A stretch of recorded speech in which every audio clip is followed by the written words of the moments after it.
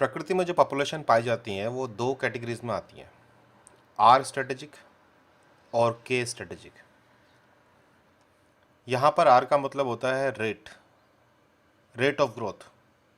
Population किस रफ्तार से बढ़ रही है ये हम आर कहते हैं। इकोसिस्टम की जो एक कैरी करने की कैपेसिटी, कितने ऑर्गेनिज्म वो कैरी कर सकता है, इसको हम लोग कैरिंग कैपेसिटी कहते हैं और ये के से इंडिकेट होता है। तो जो डिफरेंट पॉपुलेशन है वो इन दो वैल्यूज़ के ऊपर अपने नंबर को मेंटेन करने की कोशिश करती हैं। अब तुम्हें याद होगा कि हमें मच्छर कितना परेशान करते हैं। इंडियट सर्दियों में आकर के मच्छर काफ़ी कम हो जाते हैं और फिर सडनली गर्मियों में दोबारा से मच्छर बहुत ज़्यादा बढ़ जाते हैं। मच्छर की जो कहानी है और जो उसका सक्सेस है उसके पीछे उसकी आर है। एक मच्छर बहुत सारे अंडे देता है और उन अंडों में से ज़्यादातर अंडे शुरुआत के टाइम में ही मर जाते हैं, लेकिन फिर भी जो बचे हुए अंडे हैं उनसे इतने मच्छर वापस बन जाते हैं जो पॉपुलेशन को मेंटेन करने के लिए काफ़ी हैं। तो ये कह लो कि अगर मच्छर सर्वाइव कर रहा है डायनासोर के टाइम से लेकर और अब तक, तो ये सर्वाइव कर रहा है अपनी रिप्रोडक्शन करने की एबिलिटी के बेस पर।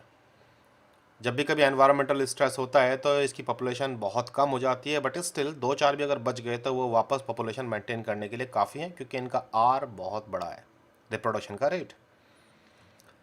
लेकिन जब हम बात करते हैं बड़े जानवरों की, जैसे कि हाथी हैं, जिराफ हैं या फिर लॉयंस हैं, इनके परिवार इतने बड़े नहीं होते।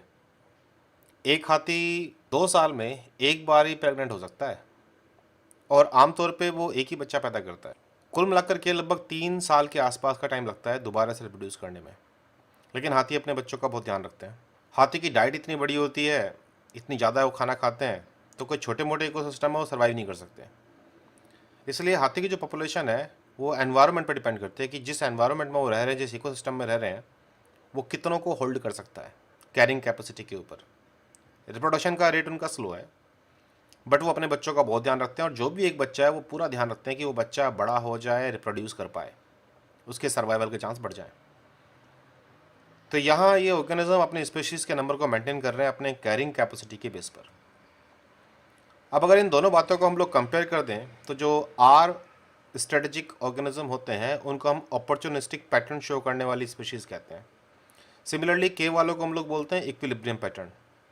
अपॉर्चुनिस्टिक वाले जो होते हैं आमतौर पर छोटे होते हैं साइज़ में, छोटी इनकी लाइफ स्पैन है, ज़िंदगी ज़्यादा बड़ी नहीं होती, बहुत जल्दी मैच्योर हो जाते हैं और काफ़ी सारे बच्चे पैदा करते हैं और बच्चों के लिए कोई केयर नहीं दिखाते। इंसेक्ट्स ज़्यादातर इसी कैटेगरी में आते हैं, पेड़ पौधे घास फूस ज़्यादातर इसी कैटेगरी के अंदर आते हैं। लेकिन जो इक्विलिब्रियम पैटर्न वाले हैं के स्ट्रेटेजिक, आमतौर पे उनका साइज़ इंडिविजुअल का बड़ा होता है, लाइफ लंबी होती है उनकी, 10 साल 20 साल 80 साल, मैच्योर स्लोली होते हैं, बच्चे कम पैदा करते हैं लेकिन बच्चों का ध्यान बहुत रखते हैं ताकि जितने भी बच्चे उन्होंने पैदा किए हैं वो सबके सब सर्वाइव कर जाएं। अब सवाल ये कि इन सारी प्रॉपर्टीज़ में से किन प्रॉपर्टीज़ को हमें ज़्यादा एम्फेसिस करना है एग्जाम के टाइम पर। अगर एग्जाम में मेरे सामने आ जाए कोई ऑर्गेनिज्म, तो क्या मैं साइज़ देखूं या फिर मैं उसकी मैच्योरिटी देखूं या फिर मैं ऑफस्प्रिंग देखूं? देखो, जवाब तो तुम्हें ऑलरेडी मिल जाएगा जब तुम उसको सोचोगे अपने आसपास के एनवायरनमेंट में। अब तुमने ये तो देखा होगा आम का पेड़, अब जैसे इसका साइज़ बहुत बड़ा है तो तुम इसे क्या क्या कहना चाहते हो, ये आर वाला है या के वाला? अब ध्यान से सुनना, एक आम के पेड़ से सैकड़ों आम पैदा होंगे। उन सैकड़ों आम अगर ज़मीन पे गिर जाएं सब, तो सबसे सैकड़ों पौधे पैदा होंगे। अब खुद सोचो, क्या सारे पौधे बड़े हो जाते हैं? क्या सारे पौधे अपनी लाइफ पूरी कर पाएंगे? या फिर ये आम का पेड़ क्या उन पौधों के लिए कुछ केयर दिखाएगा जो इसने पैदा किए हैं? नहीं। बट ऑब्वियस है, इसके बारे में तुम्हें कुछ और सोचना पड़ेगा। अब अगर ऐसे हम लोग डॉग्स के बारे में बात करें तो एक डॉग का पेयर हो सकता है 7-8 बच्चे दे। बच्चे काफ़ी सारे हैं यहाँ पे भी, और आम के पेड़ के मुकाबले इनका साइज़ भी छोटा है। तो इन्हें क्या लोगे, आर या के? तो जब भी आप क्वेश्चन तुम्हारे सामने आए कि कौन सा ऑर्गेनिज्म आर स्ट्रेटजी को फॉलो कर रहा है और कौन सा के, तो तुम इस बात का ध्यान रखोगे कि बच्चे कितने पैदा करते हैं और उनकी केयर कितनी करते हैं और कितना जल्दी वो मैच्योर होते हैं, इस बेस पर डिसाइड करोगे। साइज़ आमतौर पे मिलता है छोटा साइज़, लेकिन ज़रूरी नहीं है। जैसे आम का पेड़ जो है वो आर स्ट्रेटेजिक होना चाहिए और जो डॉग्स हैं ये आपके के स्ट्रेटेजिक होने चाहिए। तो इसी लॉजिक का इस्तेमाल करोगे आप। जितने भी ऑर्गेनिज्म होते हैं, हर ऑर्गेनिज्म का अपना एक लाइफ स्पैन पूरा करने का तरीका भी होता है। और उसके बेस पे हमने ऑर्गेनिज्म के लिए 3 तरह के सर्वाइवरशिप कर्व बना रखे हैं, टाइप 1, टाइप 2, टाइप 3। अब जैसे एक ऑर्गेनिज्म है जिसके शुरुआत में 1000 के आसपास बच्चे पैदा हुए, और जो उसकी पॉपुलेशन मतलब जो उसकी उम्र है पूरी, वो सपोज पूरी उम्र को हम लोग बोल रहे हैं 100%, लेकिन ज़्यादातर बच्चे जो हैं वो शुरुआत के मुश्किल से 10% उम्र के अंदर ही ज़्यादातर बच्चे मर जाएंगे। तो जो आपके 1000 थे वो 1000 से घट करके अब शायद 4-5 रह गए हों, और ये 4-5 हैं जो लाइफ का मेजोरिटी ऑफ हिस्सा पार करेंगे, और मुश्किल से 1-2 ही हैं जो अपनी लाइफ पूरी कर पाएंगे। जो ऑर्गेनिज्म इस तरह के सर्वाइवरशिप कर्व शो करते हैं ये हम लोग टाइप 3 में इंक्लूड करते हैं, टाइप 3 सर्वाइवरशिप कर्व, और आपके आर स्ट्रेटेजिक इसी कैटेगरी में आएंगे।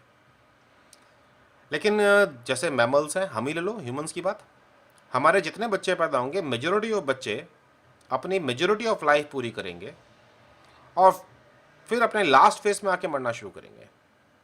तो जहाँ पर सारे ऑफस्प्रिंग अपनी पूरी लाइफ कंप्लीट करने की कोशिश करते हो, हम बोलेंगे कि वो टाइप 1 सर्वाइवरशिप कर्व शो करते हैं।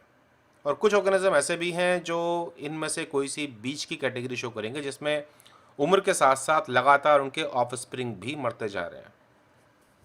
ऑर्गेनिज्म किस हिसाब से रिप्रोड्यूस कर रहे हैं, इसके बेस पर 2 टर्म आती हैं, एक है सेमल्पेरस और एक है इटेरोपेरस। सेमल्पेरस उन ऑर्गेनिज्म को बोलते हैं जो ज़िंदगी में एक ही बार रिप्रोड्यूस करते हैं, जैसे कि सेंचुरी प्लांट, मे फ्लाई, या कुछ ऐसे प्लांट जैसे गेहूं का पेड़ भी ले लो। गेहूं का पेड़ जो है वो ज़िंदगी में एक ही बार रिप्रोड्यूस करेगा, बार बार रिप्रोड्यूस नहीं करता। या फिर मक्का का पेड़, पैसिफिक साल्मन फिश, बांस का पेड़। फिर दूसरे ऑर्गेनिज्म ऐसे होते हैं जो बार बार रिप्रोड्यूस करते हैं, जिन्हें हम एटेरोपेरस कहते हैं। इंडिड आपका मैंगो का ट्री जो है वो एटेरोपेरस है, क्योंकि वो बार बार रिप्रोड्यूस करता है, और हम भी एटेरोपेरस के अंदर आते हैं। अब इस सब जानकारी के ऊपर एक क्वेश्चन हम लोग ट्राई कर लें तो कैसा रहेगा। क्वेश्चन है, compare to K's selection r selection किसको फेवर करता है। तो जो हमें आंसर देना है वो आर सिलेक्शन के लिए देना है। अब आर सिलेक्शन में क्या बात थी, रैपिड डेवलपमेंट है, ठीक है, छोटा बॉडी का साइज है वो भी ठीक है, अर्ली मैच्योर होते हैं ये भी ठीक है, और सेमल्पेरस रिप्रोड्यूस करते हैं क्या ये? सेमल्पेरस मतलब जिंदगी में एक बार नहीं, ये तो बार बार रिप्रोड्यूस करते हैं। तो ऑप्शन नंबर 1 इसलिए चला गया। ऑप्शन नंबर 2 देख लेते हैं, रैपिड डेवलपमेंट है, स्मॉलर बॉडी साइज, अर्ली और एटेरोपेरस। तो ऑप्शन नंबर 2 जो है वो ज़्यादा बेटर है। स्लो डेवलपमेंट जो है वो आपको मिलेगा केस स्ट्रेटजी में। अब आती है बात इवोल्यूशनरी सिलेक्शंस की, जिसमें पहला है स्टेबलाइजिंग सिलेक्शन। स्टेबलाइजिंग सिलेक्शन में ये होता है कि जब भी हम किसी पॉपुलेशन को देखते हैं तो आप जानते हो कि उसमें जो भी कुछ फीचर आप देख रहे हो उसकी कुछ कम से कम वैल्यू होती है, कुछ ज़्यादा से ज़्यादा वैल्यू, और बीच का इनके बीच की वैल्यूज़ हैं। तो जो ग्राफ हम देखते हैं उस ग्राफ के अंदर जो मार्जिन्स हैं, ये मार्जिन्स हमें शो करते हैं कि कम से कम क्या वैल्यू होगी और बड़ी से बड़ी क्या वैल्यू होगी, और जो पीक है वो बताती है कि मेजॉरिटी ऑफ पॉपुलेशन किस वेरिएशन के। वेरिएबिलिटी जो है वो नीचे दिखाते हैं हम लोग। तो अगर एनवायरमेंटल स्ट्रेस की वजह से ऐसा बदलाव आए कि पॉपुलेशन में जो मिनिमम और मैक्सिमम की वैल्यूज़ हैं वो कम हो जाएं, लेकिन जो मीन है वो वैसा का वैसा रहे, तब उसे बोलेंगे हम स्टेबलाइजिंग सिलेक्शन। अब जैसे ये एग्जांपल लेते हैं, बत्तखें हैं, बत्तखें अंडे देती हैं, कुछ बत्तखें 2 देती हैं, तो कुछ बत्तखें ज़्यादा देती हैं, 10 तक ये अंडे दे सकती हैं सपोज, लेकिन जो मेजॉरिटी ऑफ बत्तखें हैं वो देती हैं अंडे 6।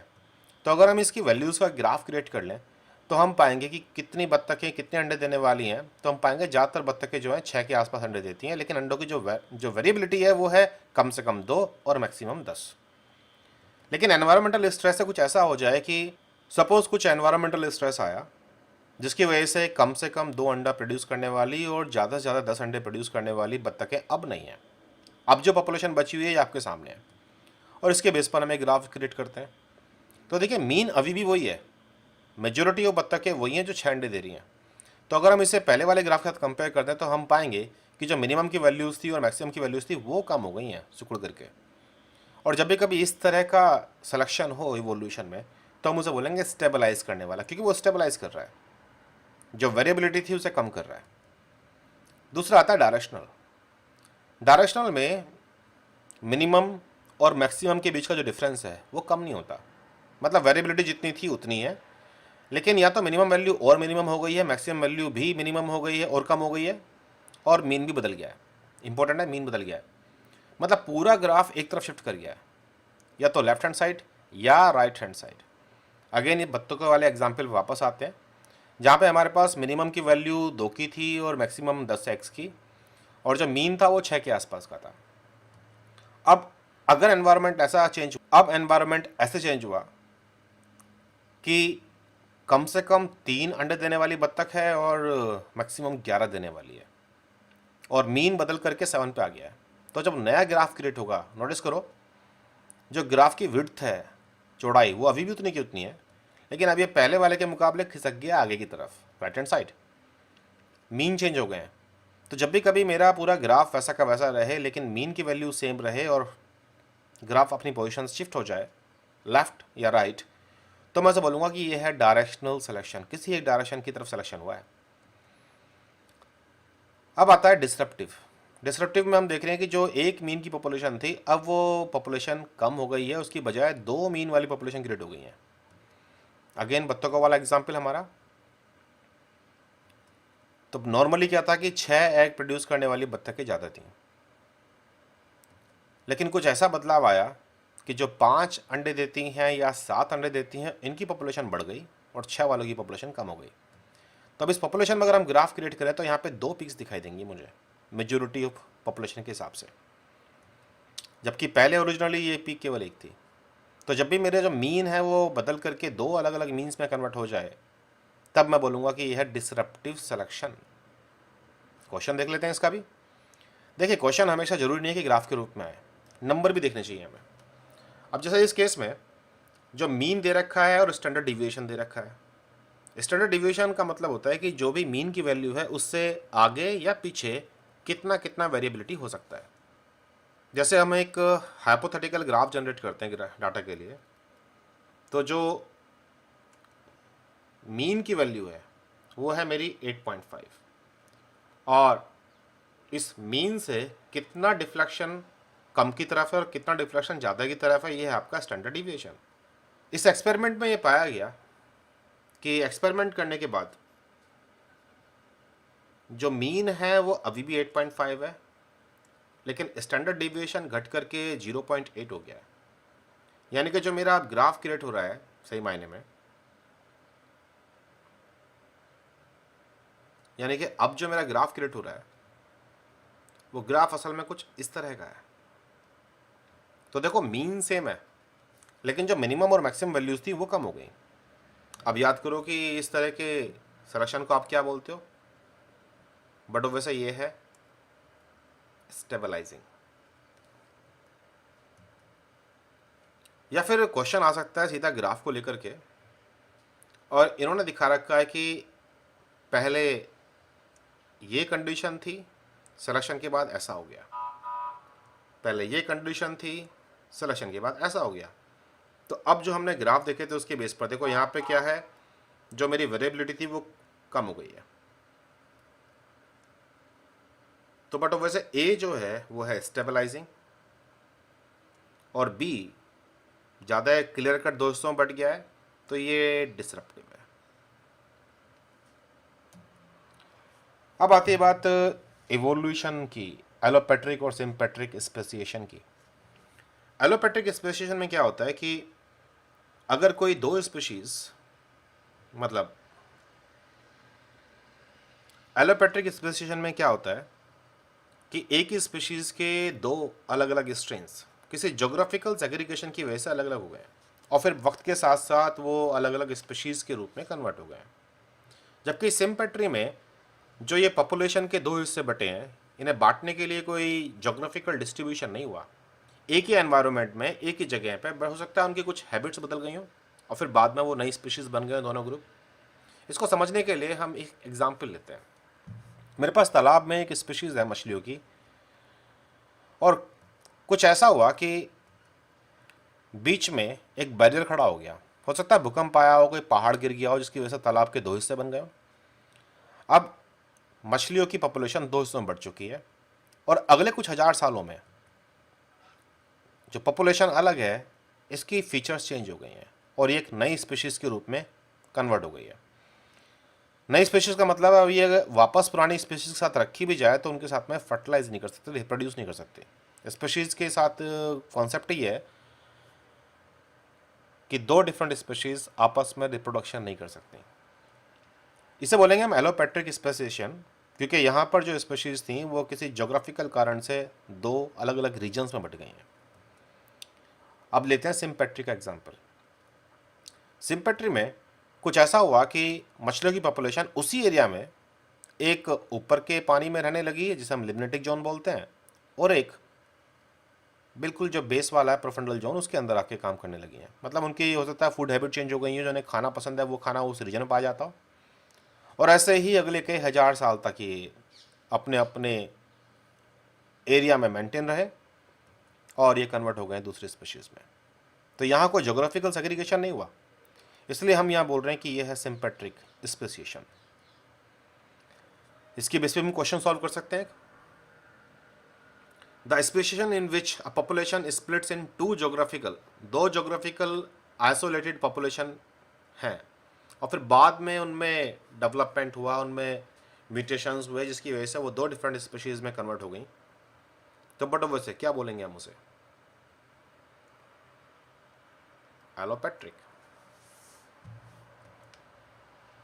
अब आती बात यूट्रोफिकेशन की। देखिए, यूट्रोफिकेशन की कहानी लेक्स के साथ है, लेकिन ये लेक के पानी में न्यूट्रिशनी कंटेंट को लेकर के है।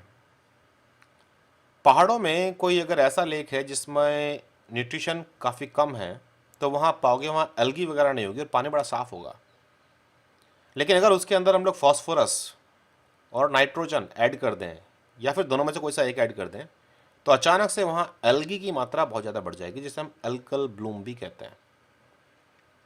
और आप जानते हो कि ह्यूमन फिशेस, सीवेज, इसके अंदर नाइट्रोजन एंड फॉस्फोरस दोनों बड़ी मात्रा में पाए जाते हैं। इसलिए जब भी कभी साफ़ पानी की बॉडी में कंटेमिनेशन हो जाए इनका, सीवर की लाइन का, तो वहाँ पर हमें हाई लेवल पे एल्गल ब्लूम देखने को मिलेगी। तो जब तक ये न्यूट्रिशन नहीं था हम उसे ओलिगोट्रॉपिक लेक कहते हैं, और जब ये न्यूट्रिशन आ गया और एल्गल ब्लूम क्रिएट हो गया तो उसे हम यूट्रॉफिक लेक कहते हैं। यूट्रॉफिक लेक दिखने में एल्गी से भरे हुए होते हैं और लगता है कि काफ़ी अच्छे हरे भरे एनवायरनमेंट है, लेकिन आपको याद होगा जंगलों में भी जहाँ खूब सारे पेड़ होते हैं वहाँ पेड़ों के पत्ते गिरते हैं ज़मीन पर और वो सड़ते हैं, और जब भी कभी कोई चीज़ डिग्रेड करेगी तो उसको डिग्रेड करने के लिए ऑक्सीजन चाहिए, ऑक्सीडेशन।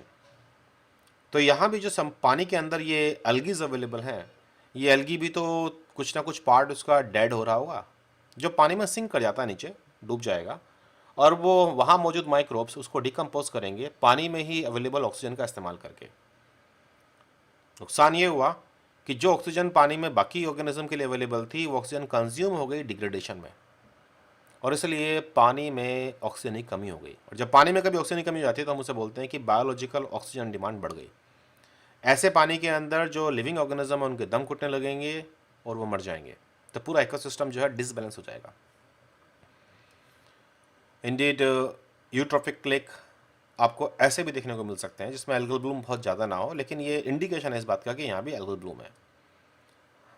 ओलिगोट्रॉपिक में तो आपको पानी इतना साफ दिखाई देगा कि आप चाहो तो वहाँ पत्थर भी गिन सकते हो। ये जो टॉपिक्स हैं हमारे, इन टॉपिक्स में से हम एग्ज़ाम में इस बार क्वेश्चन एक्सपेक्ट कर रहे हैं, और जितनी इन्फॉर्मेशन हम लोगों ने शेयर की है ये इन्फॉर्मेशन मुझे लगता है कि काफ़ी अच्छी रहेगी आपको एग्ज़ाम में हेल्प करने के लिए। All the best, take care.